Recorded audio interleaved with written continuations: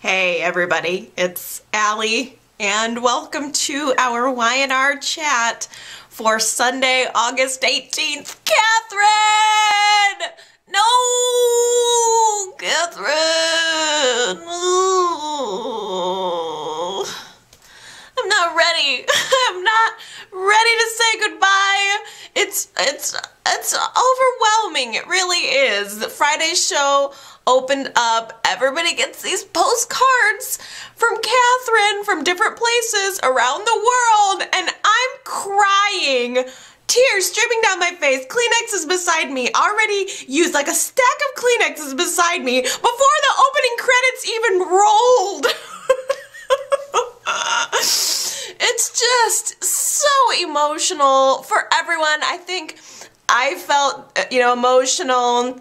I could sense that the actors felt emotional, that it was a weird thing to come together for now what they have to do, putting this longtime character to rest. And it was such an emotional moment. I mean, everybody's getting these postcards from Katherine, and then all of a sudden the opening credits swell and Gene Cooper is first billing, and Katherine. I miss her so much. It's weird being in the Chancellor Mansion without Katherine.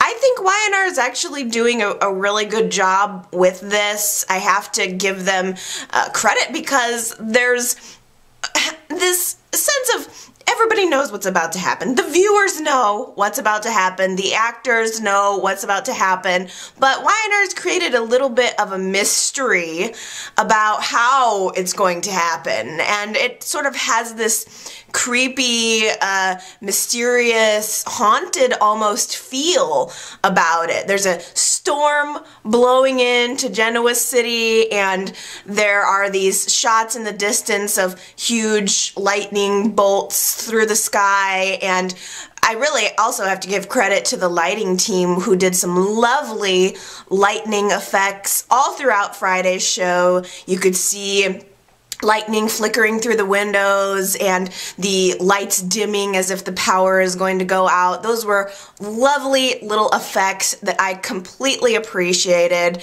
There's so much to be said. There's so much to be explored. Nikki and Victor are having this conversation about the postcard that Katherine has sent.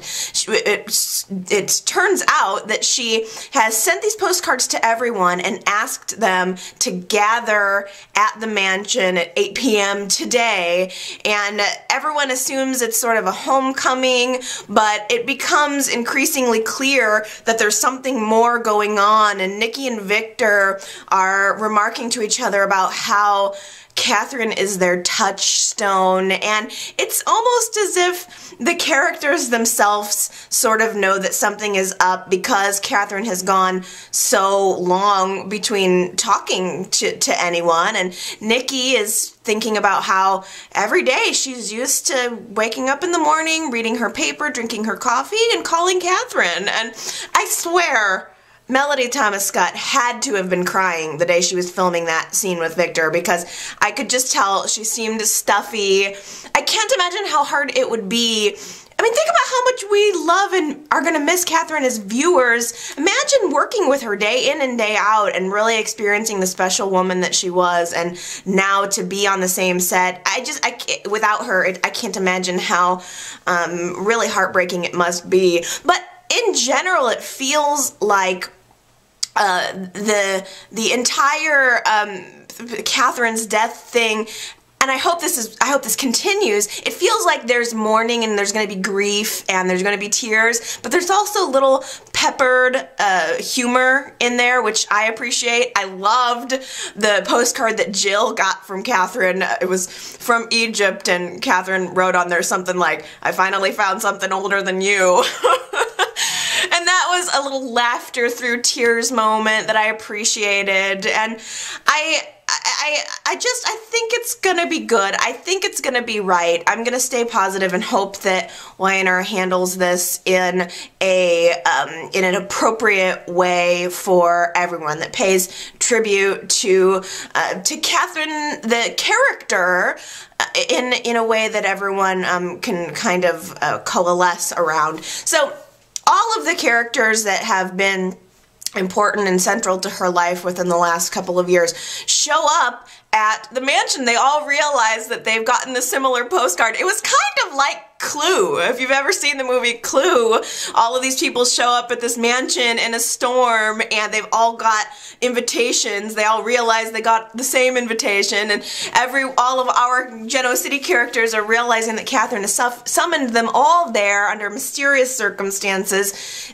Nikki, Victor, Jill, Kane, Lily, Chloe was there, but not Kevin, which I thought was strange. Esther's there. They're all waiting for Katherine to show up at 8 sharp, and she's late. Where is she? She's nowhere to be found. She's late to her own party, and Jill really starts to get worried. Jill is the first one that vocalizes something just doesn't feel right. It's odd that she would be late, and she gets a phone call from Katherine, seemingly, from Katherine's cell phone at least, and Jill picks it up, and the reception is really bad, and she can't, it's just static, and you just get this really spooky feeling right at the same time that Jill kind of gets a chill.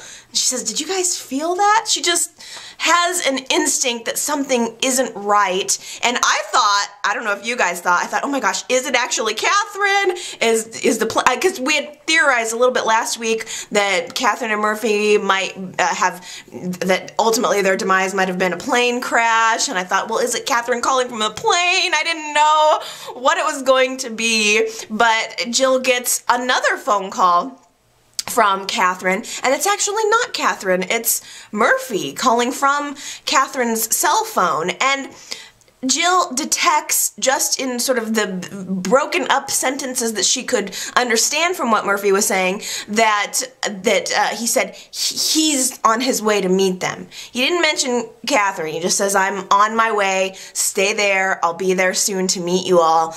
And I guess as viewers can't help but wonder, is this Murphy coming in to tell us of Katherine's death? It's going to be difficult for me to not cry. Everyone knows that something is up.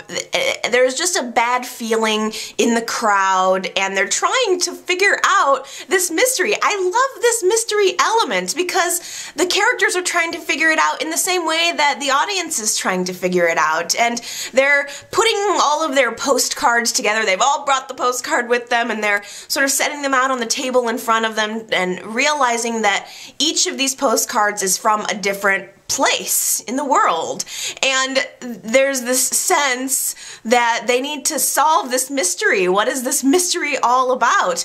And Jill realizes that all of these postcards are from amazing places. This must have been where Katherine has been. She's been on this dream trip of a lifetime. And it dawns on Jill that this is the kind of trip that you take at the end of your lifetime. And she even kind of throws out the phrase, "This is a bucket list." This was Katherine traveling around the world on her bucket list. Oh, check marking things off. Oh my goodness. I hate that term, by the way. It feels so bucket list. It just feels so disrespectful in a way. Like, you're gonna kick the bucket. I don't know. I don't have a huge sense of humor about death. I think maybe that's just me and my personality. But so I don't know. I have not seen Monday's show, and I can only assume that Murphy is going to show up at the house next week. I'm happy about that because the idea that both Katherine and Murphy went down in a plane crash is really sad to me. I would like to see Murphy again. I think Murphy is Katherine's husband. He's our connection to her. He's now going to be the widower. I think he should come in and deliver the news to the family. I hope that's what's happening. I hope he is going to come back, give us the news, and then I can only assume it's not going to be very long after getting the news that we're going to have a good cry. We're going to start the funeral parade, probably bringing a lot of people in from Katherine's past to pay tribute to her, and then I'm sure we're going to be getting down to business sooner rather than later. There has been a little bit of a casting update that, what's his name? Mitchell Sherman was Katherine's attorney back in the day. We haven't seen the guy in a while. I don't know what happened to the actor, but maybe he's unavailable for the show because they cast Mitchell Sherman's son to come in, and he's going to, I assume, read the will, which we know Devon. Why wasn't Devon there? Now that I think about it, Devon was supposed to be a major part of Katherine's will. Didn't she take Tucker out of the will and put Devon in it? So I don't know, but I'm sure that there's going to be fighting over the will, but it begins, really, is the point for this week. This is the taste, this is the tip of the iceberg, and I have to tell you guys, just on a personal note, I'm going on vacation, and I've known I'm going on vacation for quite a while, and I've been thinking that, look, there's going to be a Sunday where I'm not going to be able to do a Y&R chat because of my vacation. And I've been thinking for months now, I'm going to be so ticked off if my vacation ends up coinciding with Katherine's funeral, because if I have to miss a Y&R chat, I do not want to miss the Katherine funeral Y&R chat. I need you guys to be able to get through this. I can't sit there and watch the screen and cry my eyes out after 5 years of doing this Y&R chat and then not talk about it. So now I'm scrambling and I'm trying to think, okay, well, if I record it on a different day, maybe I can still do my Y&R chat. I can't help myself. So I have to just give you guys a little bit of a warning. I am gonna try so hard to make sure there's a Y&R chat for next Sunday because I think it's gonna be an important week. But I also want to put the caveat out there. There's a possibility that I physically will not be able to get it done. There's a possibility that maybe I'll only have time to do an audio chat, but I will try really hard to get something out there for you guys next week because I know I'm gonna need to talk about it. I totally planned my life around Y&R. I don't know if that would be considered committed or crazy or what. I don't know. Maybe I'll let you guys be the judge of that.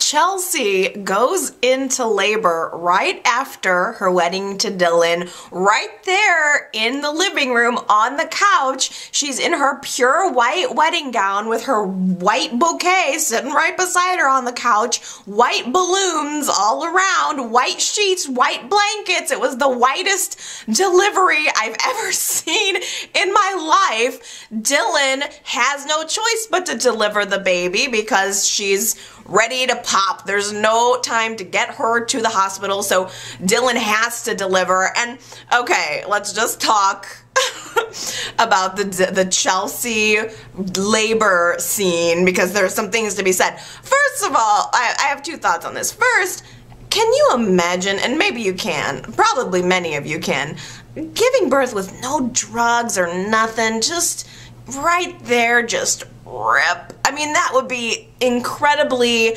painful. And Chelsea just looked lightly misted. Perfect and lightly misted. But that wasn't even the only thing that was so totally unrealistic about that scene, and the larger thing that kind of caught my attention is just like the whole labor scene. It was ridiculous. Chelsea's got this white sheet up over and Dylan's kind of hunched underneath her, and she just does a couple of pushes. Dylan sort of reaches down there and in a matter of a couple of seconds, he just sort of pulls this perfect baby, perfectly clean child, swaddled in a white blanket out from under the sheet. I'm just gonna assume, because I don't have children, that that's exactly how childbirth is, right? Like, I'm gonna probably be covered in a white sheet, and then someone's gonna come in and just pull a perfectly wrapped child out of me in a white blanket.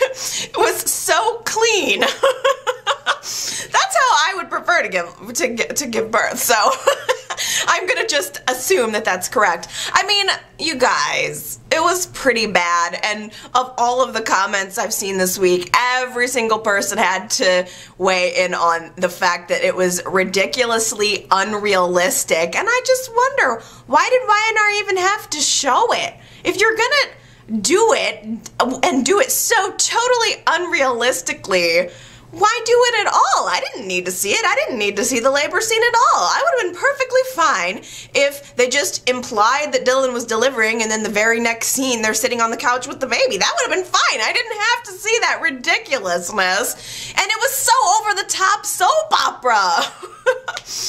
I'm really bad. I pulled a photo caption from that scene, and I put it up on the website at yrchat.com. If you're feeling snarky about Chelsea's labor scene, I have to suggest that you go to the website yrchat.com and make a snarky comment on that photo. Because it's just too delicious to pass up. I mean, hey, Y&R's giving us things to talk about, so I guess I'll take it. So, anyway, it's a boy. It's Adam's boy. It's the next Newman heir. We should all, be excited about it. And there's a part of me that almost forgets this is Adam's child. I'm so caught up in Chelsea's lie. For a moment, you're in the scene with Chelsea and Dylan realizing that they're having their child, and then it dawns on you like, well, wait a minute, this is Adam's son. Adam has the boy. Victor Adam Newman III. I think that's just, it's so weird how it's almost become masked by Chelsea's lie, but Adam has a son. That's a big deal. This is the next generation of Newmans. I hope that Y&R is a show that continues on for a really long time, and I think this is, this child will probably be like 30 in 5 years. But it's significant. It's the next generation. Chelsea, though, can barely savor the moment before she has to start scrambling. The child is big. If she gave birth prematurely, shouldn't the child be a preemie? No, it's a big child. She has to immediately start saying, oh, well, I was a big kid, and then Dylan has to go right along with it. Oh, yeah, I was a big kid, too. Please. He knows what's up, I think. But, it's actually a YouTube user, I think it was 08 Noira M08, had mentioned last week that it was actually 2 months in between when Chelsea slept with Adam and then slept with Dylan. I don't know why I thought it was shorter last week. I thought maybe it was a month tops. Seemed a little bit like she was scrambling to, about the timeline a little bit too much. But yeah, 2 months is significant. I can never reconcile real time with Y&R time. I don't know, maybe I'm nuts.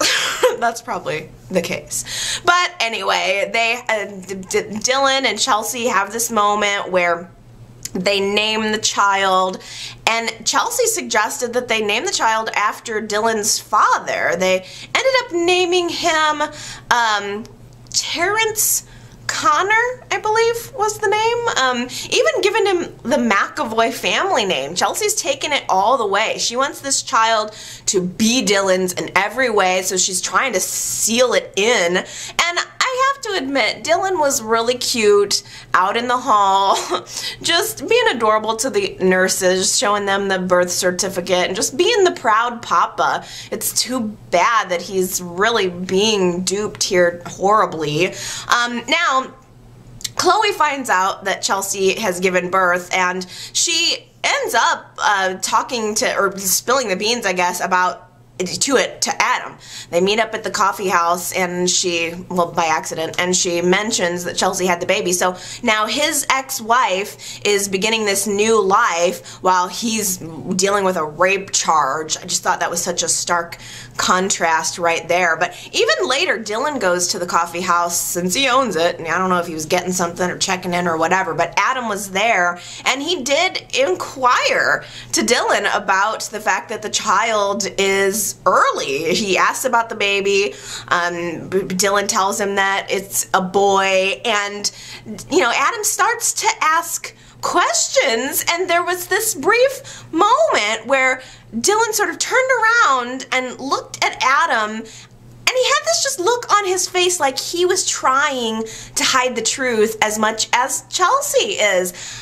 I just have this theory that Dylan knows that Chelsea is lying. I cannot believe that he is such an enormous fool that he would ask no questions. I think Dylan wants this to be the truth just as much as Chelsea does. And I put a new poll up at yrchat.com if you want to go there and vote and tell me if you feel the same way. Does Dylan know that Chelsea is lying? Because either he's clueless or he's complicit, and it's up to us to decide. I hope the twist is that he, knows what's up. I want Dylan to not be this much of an idiot, for crying out loud.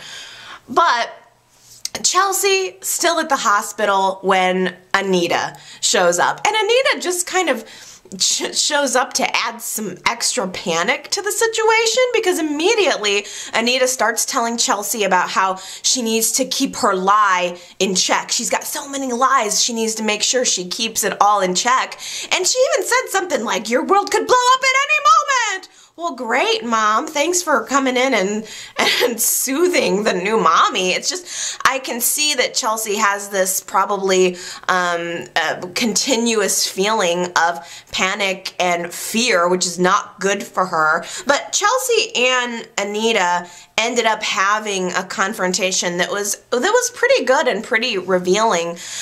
And I actually forgot that Anita had kept Chelsea from knowing who her real father was, that it was actually Jeff. And Chelsea made that connection, and I don't know why I haven't made that connection the entire time that Chelsea was pregnant.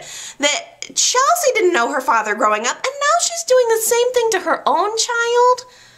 I don't know why Chelsea can't see that she's repeating that mistake. Or maybe she realized that she's repeated that mistake and it's too late.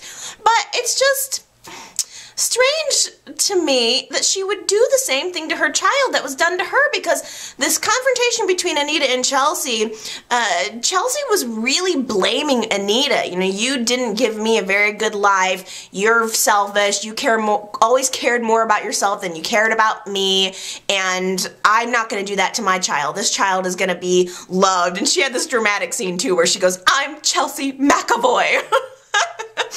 I have a wonderful son who could be the president someday. I have my own business. I mean, this is my life. And she had this, just, I think, being proud of herself, or maybe just trying to solidify the lie. But I can't believe that Chelsea doesn't see that she's making the exact same mistake that her mother did. Why is that not kicking in with her? I don't know. So anyway, Anita runs off, cries, and it's just this awkwardness, and it creates some more tenderness between Chelsea and Dylan as they bond over the fact that they want to be really good parents to their child. Now, interesting thing that happened, and unexpected too.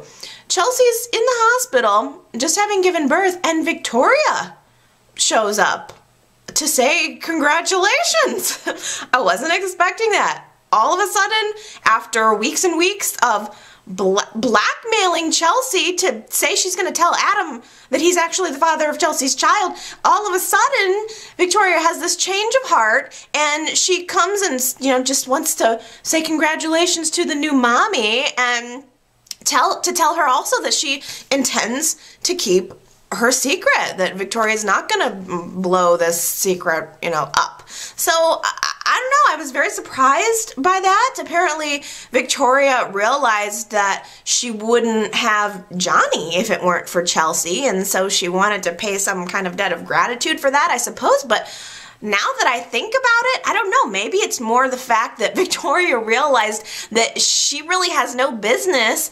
blackmailing Chelsea when Chelsea has the power to at least threaten to take Johnny away from her.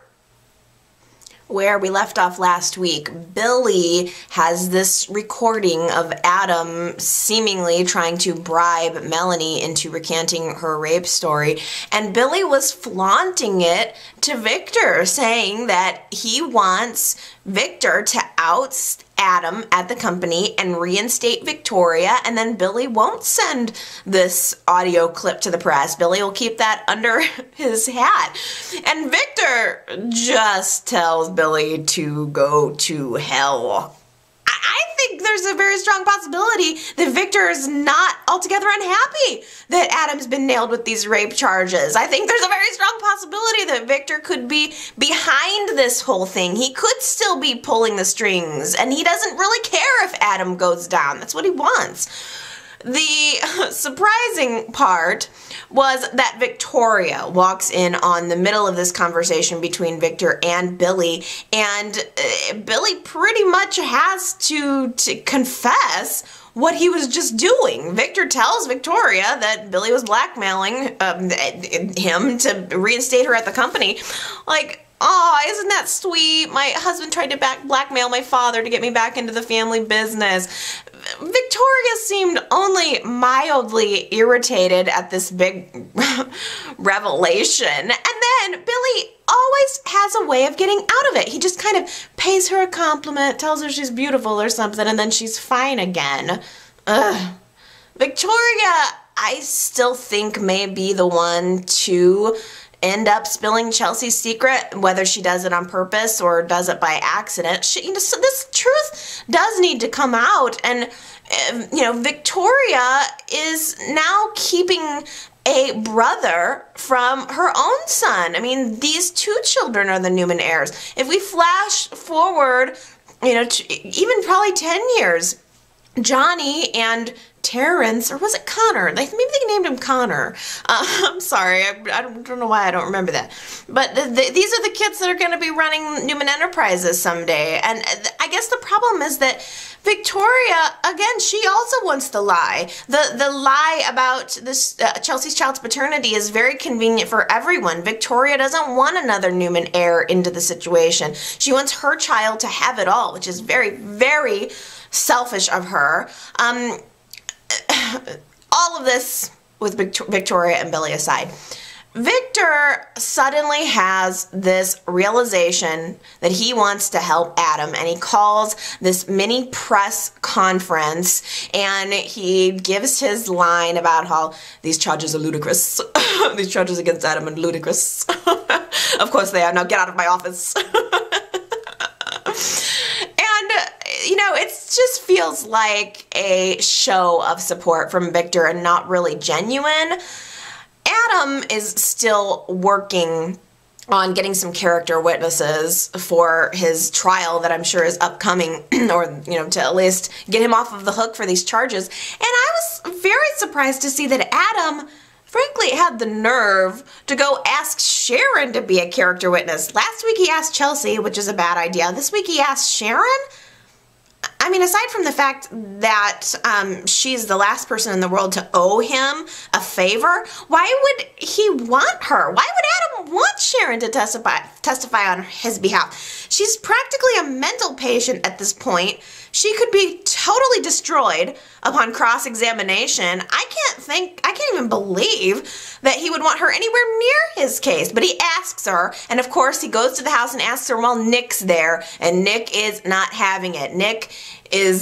After Adam leaves, Nick tells Sharon she shouldn't do it, and Sharon goes to Newman Enterprises and has a seat in Victor's office. When Victor walks in, she's just waiting for Adam, but Victor walks in and he wonders what the hell Sharon is doing there, and there just becomes this kind of great scene between Sharon and Victor where they're just you know, Sharon's rubbing it in, and Victor is really resentful that she's even in his presence at this point. And I just love that scene because Sharon loves being back on the inside. I mean, she could have called Adam and said, no, I'm not going to do it. She could have met him at his condo. No, Sharon goes to Newman Enterprises and plops down in Victor's office, in the main office, and she wants to rub it in that Adam has asked her for help. Sharon wants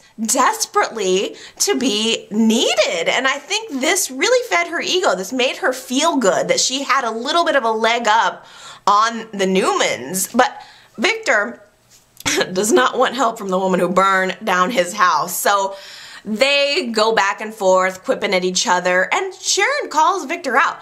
Do you ever wonder why you get yourself into these types of situations? You know, women are scorned against you because you're a jerk, which is totally true. And of course, Victor has to get in a couple of punches toward her as well. But then Adam comes in, he sort of breaks up the fight, and Sharon just stands up and denies Adam, says she is not going to help him at his trial, and essentially said, I don't owe you anything.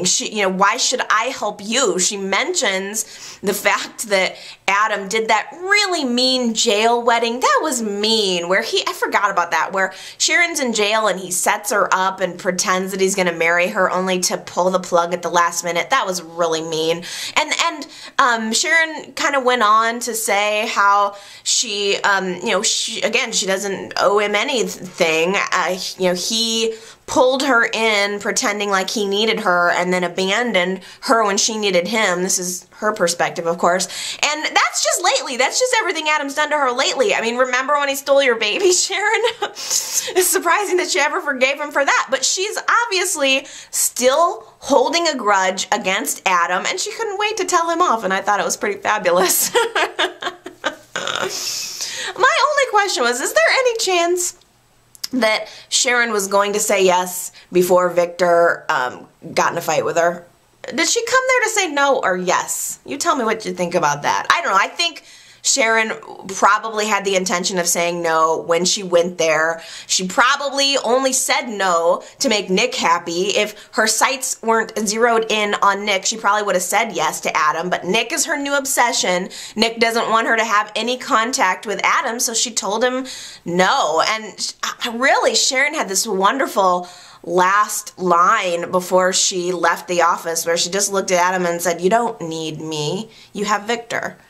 And she left. And I thought that was a very interesting point because it's essentially what Chelsea told Adam as well. It's become clear that Adam has chosen Victor over having any type of personal life, over having friends, over having lovers. And now Victor wants to send Adam away on a business trip.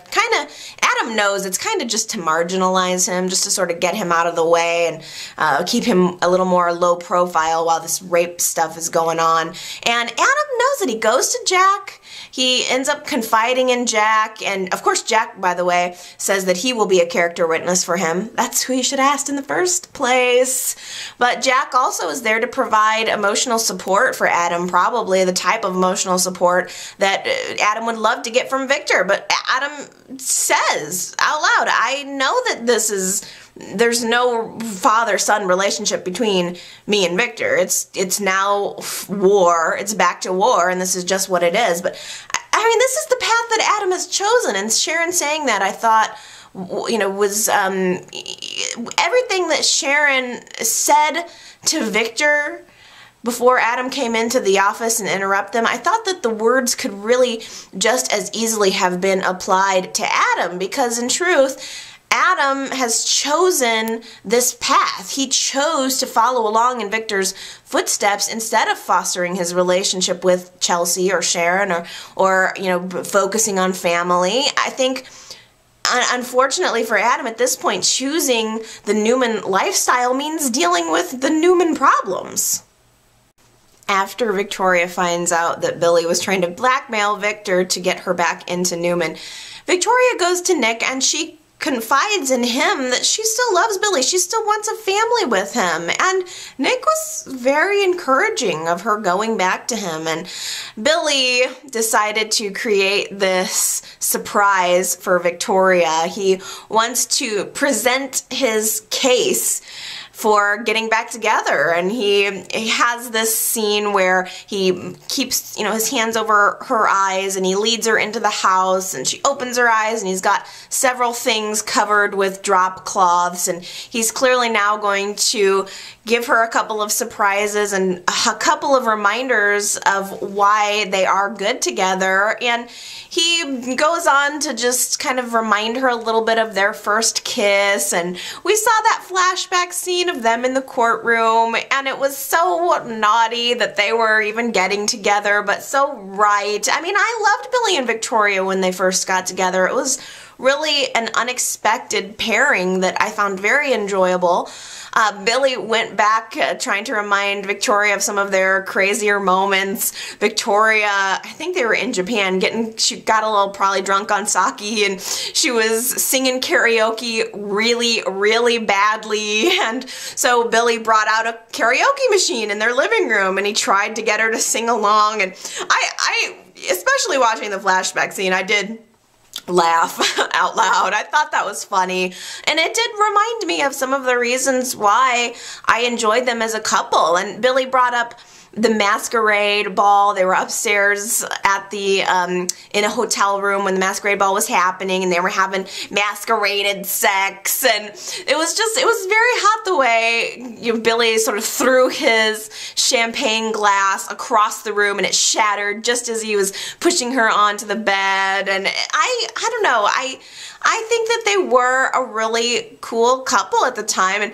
Victoria's just sitting there listening to his case, and she's sort of begrudgingly going along with it all. I think she doesn't want to let herself give in. She knows that if she gives it in, she's going to give in all the way. But then Billy trots out the wedding photo, a huge version of the wedding photo, and Victoria says, you know, I love our life together, but for all of these wonderful memories that we have, there's another memory that I would just as soon forget. And that really is the case. I think Victoria and Billy seem to have almost an equal amount of good times and bad times. And when you're in that situation, which way do you go? What do you choose? And Billy says, you know, that's all true. It's all true. But here's my final argument to you.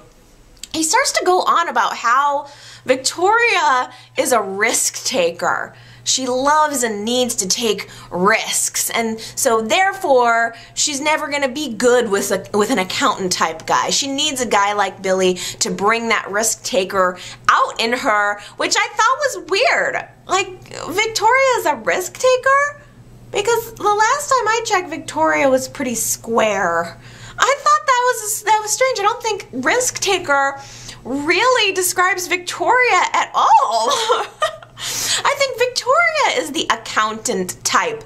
Billy is the risk taker, and he tends to pull that out of her. And she knows it. She inevitably forgives him. She says, you know, for all of your bad qualities, you're also an amazing person, and I love you. And they sort of kiss and make up. And I personally do wish that Billy and Victoria could get back to a stable place. But my problem is Billy is a lovable screw-up.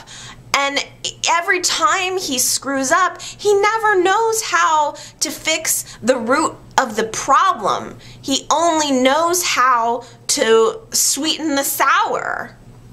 Sharon and Nick are getting real cozy with each other. Sharon is bringing him groceries. She's trying to take care of him. She is talking and bringing up a lot of past memories, a lot of good memories that they've shared. And by the way, there was this flashback of Sharon telling Nick, like, I don't know what it was, I don't know where she was, but she was telling Nick that she sleeps with other men and thinks of him. I need you guys to tell me, when and where was that scene? I don't remember that, but then again, I have no retention for storylines whatsoever. I forget them almost as soon as they've happened. But if you can remember when and where that scene took place, definitely let me know. But I have been finding it kind of sweet remembering little details about their life together, and that's why it makes me so mad that Sharon ruined any real chances that they could have of ever reuniting. I mean, the truth about Summer and her paternity is eventually going to come out, and Nick is never going to forgive her for that. They're never going to be able to get back together after that. Although, I don't know, again, this is soap world. I never would have expected Sharon to forgive Adam for stealing her baby, let alone marry him, fall in love with him many times after that. So you never know what could happen. But Sharon is trying really hard to get back together with him and sort of remind him of the life that they had and could have again. And Sharon overhears this phone conversation that Nick is having with Avery, who is off at the facility trying to get Phyllis settled in.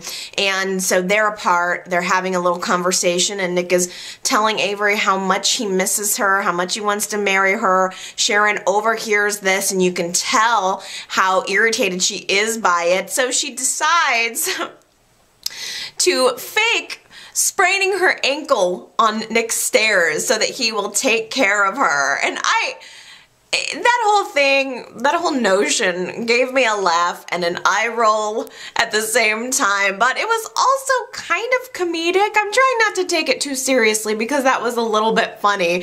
Nick picks her up and woo, swoops her off her feet, takes her onto the couch, and he's wanting to hold an ice pack over her ankle, and he's taking real good care of her. He ends up taking her back to her house and just fawning over her, and she's loving it. She's loving Nick waiting hand and foot on her. This is exactly her dream.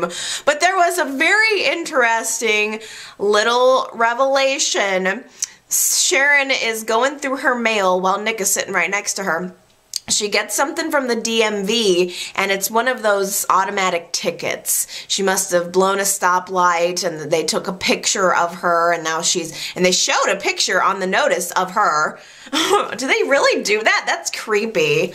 They showed a picture of her, and I'm sure it said exactly what intersection it was and what day it was. I'm sure it was whatever day Sharon switched the paternity results, and she probably blew the red light somewhere near the hospital. So that's just a little hint of a detail. Weiner didn't go too deep into those details, but I'm sure that is going to play a major role in placing Sharon at that scene and making her unable to explain her way out of what she's done. Now, Nick is trying so hard to be a good father to Faith since he screwed up with Summer and the paternity, and since he made that mistake. And this is just random side note. Sharon is at Nick's house with, I probably shouldn't even bring this up, but she's at Nick's house with Faith, and apparently it's really hot in Nick's house, and a couple people, both Victoria and Sharon, have commented on it that, like, he doesn't have air conditioning. Am I the only one that finds it unbelievable that Nick doesn't have air conditioning? Or was the air conditioning out? I was very puzzled by that. He was like, yeah, we got a couple of fans. It's fine. There's no way that Nick lives in a house without air conditioning. Anyway, okay, I just had to bring that up. But Faith is at home with Sharon one night. It's actually the night of Catherine's party that she's called, and there's a storm, and Faith is feeling sick, and she wants her father to come over. So Nick comes over to the house, and he tries to make Faith feel better, and Faith just doesn't want Nick to leave, and there's a series of events just where Nick kind of tries to leave because Nick wants to go be with Avery. This is her homecoming night as well, so he wants to go and give her champagne and roses and finally have a reunion with her. But so before he goes over to Faith's, though, to see Faith, he wrote a note to Avery saying, just in case you get home, I'm over at Sharon's. And just as he's closing the door to go to Sharon's, the note blows off the table. And so Avery ends up getting home but doesn't find the note right away. Meanwhile, it's all fun and games over at Sharon's house, and Nick he's playing Twister with Sharon. I'm pretty sure that Twister is Sharon's code name for sex. So Avery finally finds the note at Nick's place, and she realizes that he's at Sharon's. So Avery runs over to Sharon's to find him, and she peeks through the door, and she sees through the window that Nick is all cuddled up with Sharon and Faith, who have fallen asleep on him, so he feels like he can't get away. And you can just see this look on Avery's face like, oh, Nick is with his family. And I don't know, I think Avery should just probably be happy that she didn't walk in on him playing Twister. Abby and Tracy take Summer out to lunch and try to pump her up about being an abbot, but Summer is totally overwhelmed. And although I know that Tracy and Abby had good intentions, it was completely awkward execution. I mean, it was not a comfortable situation around that lunch table. One interesting thing, Summer mentioned to Abby that she found that creamy nude lipstick in Phyllis's bag, and she found that suspicious, and Abby just mentioned casually, oh, Phyllis would never wear creamy nude. Oh no, of course not. What woman would wear a neutral lip color? I've said it before, I just find this whole thing completely absurd. The lipstick connection is completely absurd, but Summer is obviously holding on to that little nugget of information, and she's not letting it go. Now, meanwhile, Jack is struggling. He is missing Phyllis. He's worried that he's not going to be able to stay sober without her.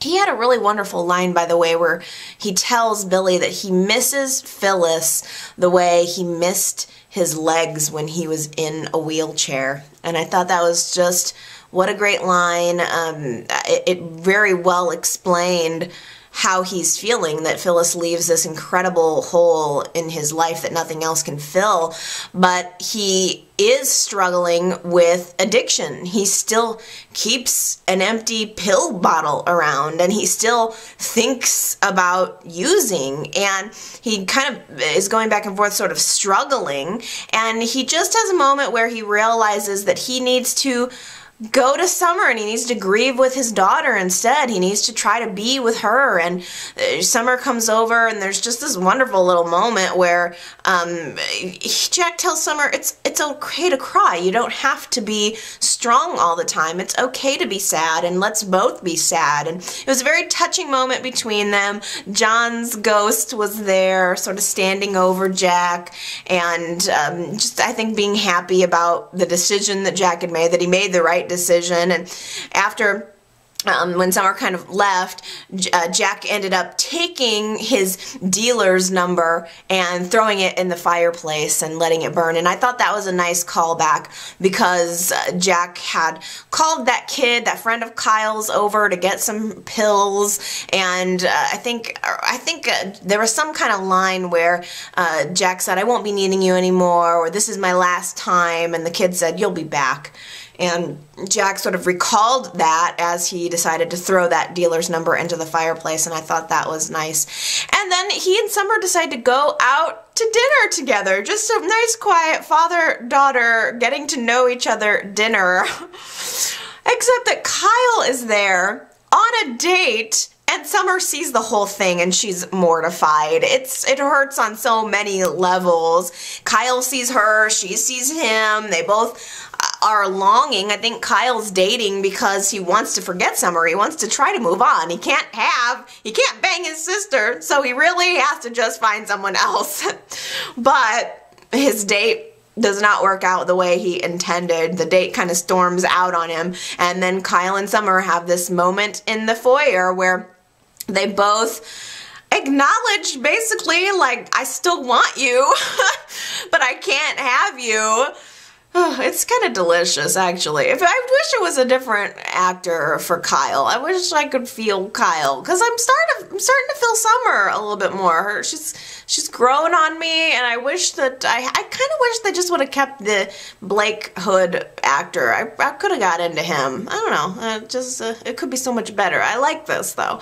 Now, Victor shows up, and he can't help getting all up in the mix. He doesn't like that Jack is spending any time with his granddaughter. Victor is essentially just making it all about him. He has to make it about the Newman-Abbott feud, and Summer is just the newest piece in, that they're fighting over. And it's just sickening. I understand that Victor wants to still have a relationship with his granddaughter, and he can certainly do that. It doesn't have to mean that their relationship is now over. He's so one-track minded. And Nikki actually went to visit Jack this week, which I totally enjoyed, because last year at this time, Nikki and Jack had just gotten married, and it was just kind of touching to see them together, talking a little bit. Nikki looked so gorgeous in her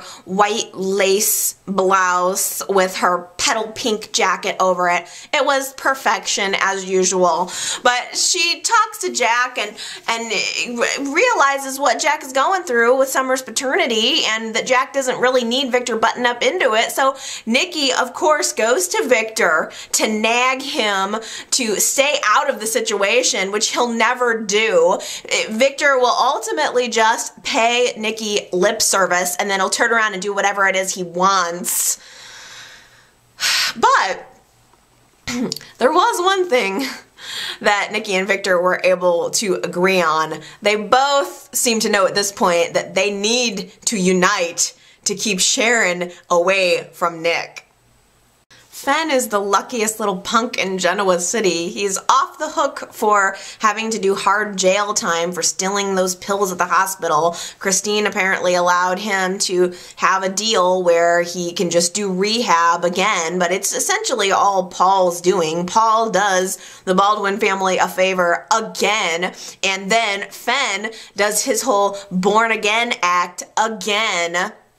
And there's this soft, forgiving music over the scene where Fenn's like, I'm totally changed, Mom and Dad. And it's not that I don't think Fenn deserves forgiveness, because he certainly does, but I just need to see his progression back to the light. I need to have a reason to want to connect with him again, a reason to understand his journey. It's all just felt so jerky.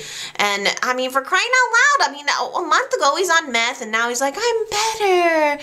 It just doesn't work that way. It's the equivalent of Chelsea's unrealistic birth scene. The Fenn thing does not feel natural to me, but it seems as if Y&R is now trying to give Fenn a clean slate, and Lauren and Michael a clean slate as well. They are just trying to get their life back on track, so happy that their son is not going to jail, and they're kind of sitting around and relaxing when Lauren gets another text from Carmine, and it said something like, "You will never be free of me."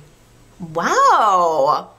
That's ominous, don't you think? It seems a little unnecessarily ominous.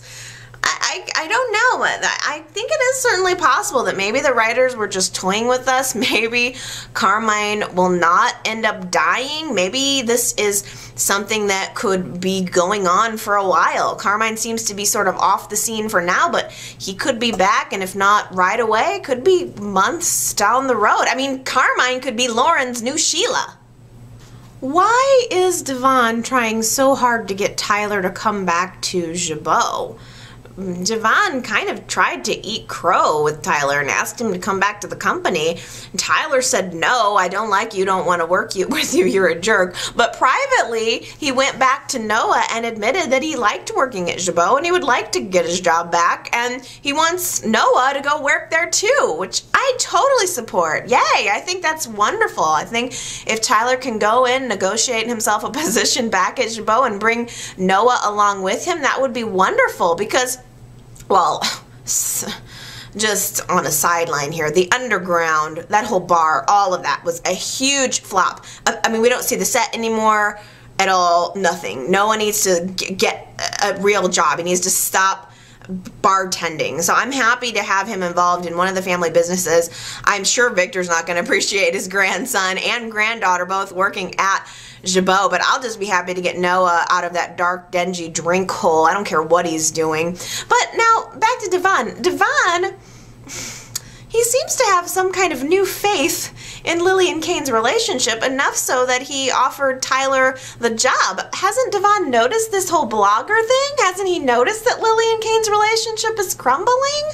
I mean, Lily and Devon had a scene at the coffee house where Lily confided in Devon that she just doesn't feel right about Hilary, and Hilary keeps trying to make inroads with Devon, and it seems to just be tripping off his senses that something is up with her. They both sort of remark that something is off about her, that she seems like, I don't know, there's more to the story. I mean, helpful Hilary is always right there with Kane, ready to assist him with her cleavage. And Lily and Kane got in a fight about that this week. Lily noticed the way she was dressing and felt that there was some inappropriateness between them. But really, let's face it, Lily is paranoid.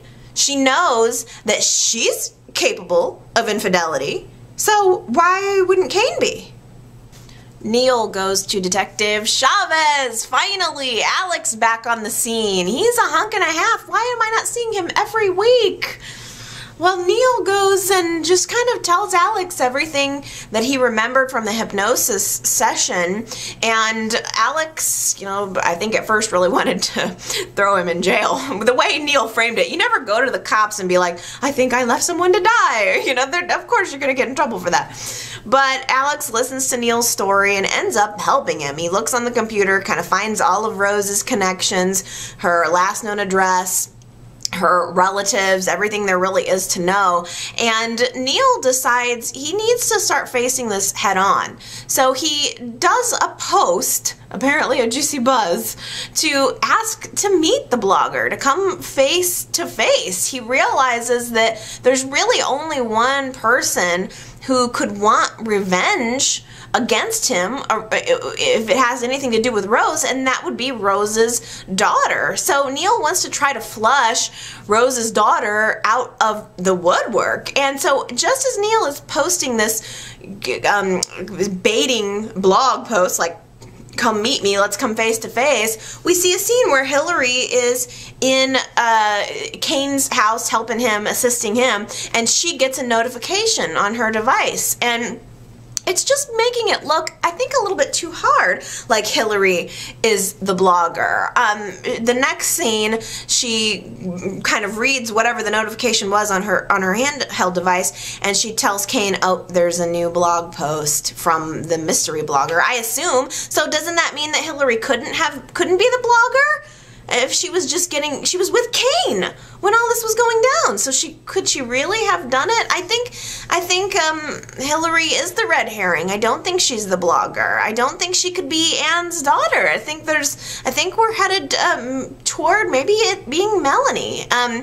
The blogger ended up responding to Neil's post and saying, forget it, I'm not going to give you what you want, I'm not going to meet you. And Neil realizes that he is just needing to be hot on this trail. He needs to figure it out sooner or later.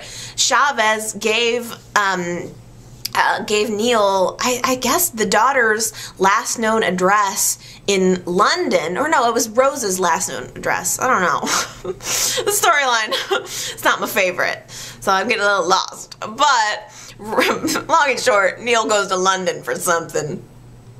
Got a lot of feedback last week about the state of Y&R. There was confirmation this week that the head writer Josh Griffith is out. He's resigned from the show, and they replaced him with a woman who's already on the writing staff, Shelly. Altman, I believe is her name. She's just, I think, being kind of promoted. So I don't know. I don't know if that's going to mean there's going to be very much change at all. It seems, I mean, I just briefly saw that she has been a soap writer for quite a while, Shelly Altman. She's written on a lot of soaps, of course some failed ones too. I don't know, I'm not sure if we'll see a whole lot of difference since she was already a writer on the show, but I guess we'll find out, right? Who knows? Maybe Y&R is taking yet another twist and turn. Okay, you guys, that is the end for me. Like I said, please know that I'm going to try to do a Y&R chat next Sunday, but if I don't be too disappointed if there's just audio or if there's nothing at all. If there's nothing at all, I will try to at least do a blog post or something at yrchat.com to say what I'm thinking. I mean, you can always find me there. There's actually a lot of other cool stuff you can do there if you want to go check out that website. Leave me a comment here on YouTube. Leave me a comment there. Go check out the forums. Definitely feel free to speak up. Feel free to get involved. You can leave me a voicemail, 309-588-4569. However is the easiest for you to feedback. Please feel free, because I love hearing from you guys. And this week, next week, especially with Catherine's funeral coming up, I know there's going to be a lot that we all need to get off our chest. So you always have a Y&R friend in me, so feel free to sound off. Okay, I guess that's it. I love you guys, and I will hopefully see you next Sunday. Bye!